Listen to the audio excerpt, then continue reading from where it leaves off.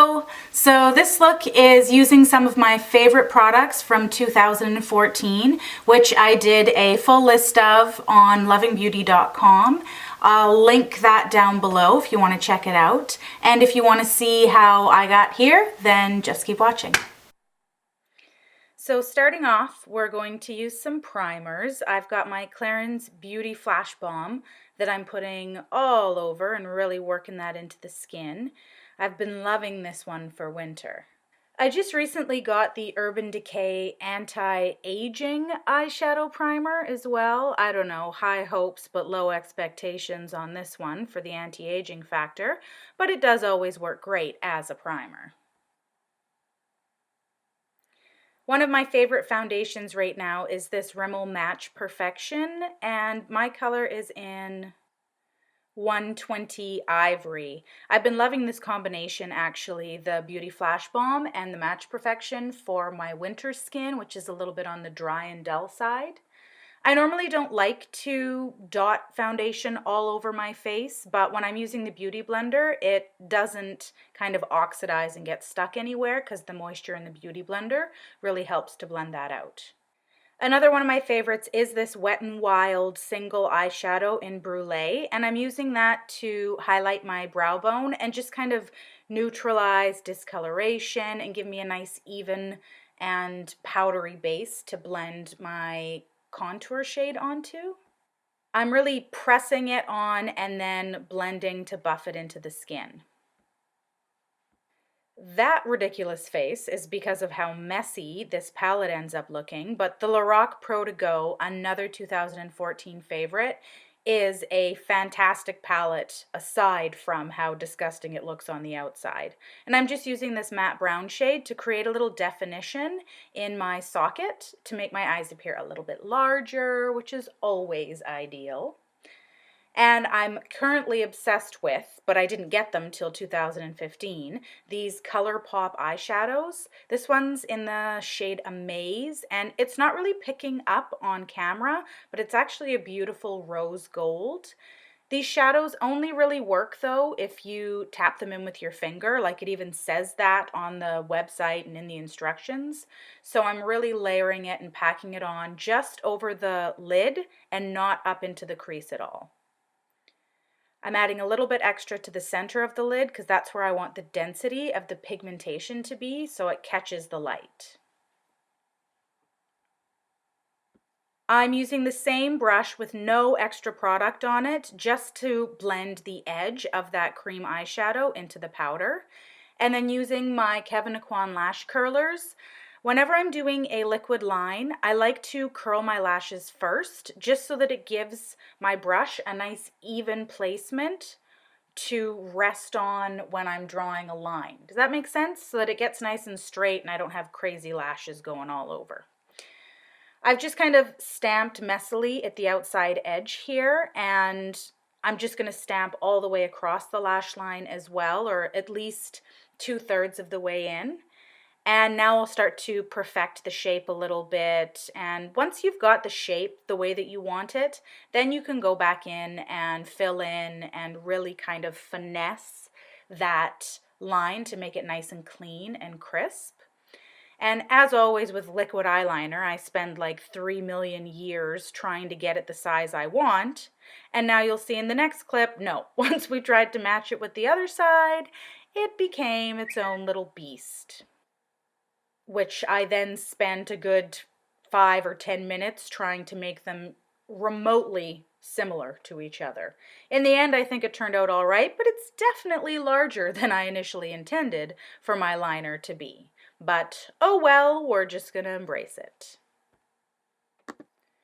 My lashes have been a bit finicky lately with mascara, so I'm just using a spoolie to remove any of the liner that would have gotten into my lashes, and then applying some Teddy Eye Kohl from MAC to both the upper and lower waterlines. And I put a bunch of layers of this on. I really wanted it to stay quite intense, and especially on the bottom too. I went back and forth a few times and really worked it into the lower lash line.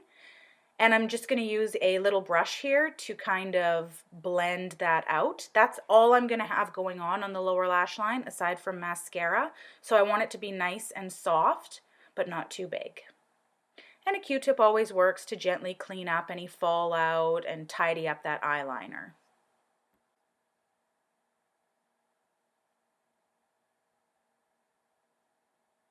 So here is a fuzzy, blurry view of how the eyes looked when they were completed. Another one of my 2014 favorites is this It Cosmetics Bye Bye Under Eye Concealer.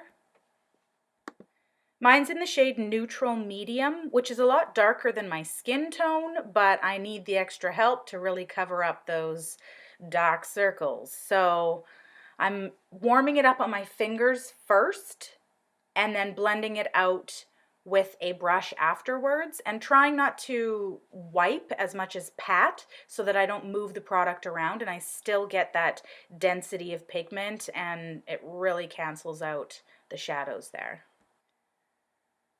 After doing the other eye, I'm going in with my Maybelline Fit Me Concealer in 15 Fair, and this is just the most awesome drugstore concealer. It's such a neutral shade. It helps to conceal and also do a little bit of highlighting. I like to use my Beauty Blender with some Fix Plus to blend this in so that it doesn't get cakey and it shears it out. I don't really love that overly concealed foundation look. I kind of think, what's the point of putting on foundation if you're going to put 3 tons of concealer on, right? And maybe if you need it, but I'm okay embracing my imperfections here. I'll buff one side out and then put a bit more Fix Plus on and do the other side. I'm going to use my Laura Mercier setting powder in the Secret Cam or the Undercover Pot number 3 just to set under the eyes because of the concealer there. It does tend to crease on me, so I like to use a matte powder to set that because I don't want to draw any attention to the fine lines that I've got under there. Fine, yes, they're just fine lines. What a nice way to put it. Using my favorite cream blush of all time, the NYX Glow is the shade of this. I'm popping that right onto the apples of the cheeks and really buffing it backwards, trying not to get it anywhere close to my nose or my eye, because if I do that, it'll draw attention to that area that I've just finished concealing. So it would be pretty counterproductive, I suppose. Again, the Beauty Blender, best friend to make sure you got no harsh edges. And then setting with the Hourglass Ambient Powder Palette in that far left shade. This is just a light dusting all over to set the makeup because that Beauty Flash Balm is very emollient, so it can sometimes shift my makeup throughout the day if I don't give it a set. But this powder has a nice luminosity, so you don't look super matte. Going back into that Lorac Pro To Go palette, I'm using the bronzer shade in there, which is a nice matte medium bronzer. I'm taking that under the cheekbone and into the temple area to really kind of add dimension back into my face because we lost a lot of that with the concealing and the foundation. I'll also bring it under the jaw and chin, and just for fun to make me feel a little glowy, I popped some down on the chest and décolletage area today. I went back in and grabbed the matte pink shade from that same palette. I like to double up or layer my blush because my face really tends to munch away at it through the day. So if I put on a cream and then a powder, it lasts just that little bit longer. This next little jewel is the Becca Shimmering Skin Perfector Spotlight in Opal. I discovered this in 2015, and I'm sure it will be a favorite for this year because it is just gorgeous. Just placing it on the tops of the cheekbone and then making sure it's blended with my Beauty Blender. I'm now taking a shower, essentially, in the MAC Fix Plus, and I like to do this before brows and mascara because then the moisture from the Fix Plus kind of helps get rid of any powder that's gotten in my brows when I brush them through. Using the It Cosmetics Universal Brow Pencil here. My brows are in shambles right now, really, so often I don't even use a brow product. I've got pretty decent brows, but they needed a little bit of help today. So I'm just popping it in there and making sure to brush it through lots. I prefer a softer brow.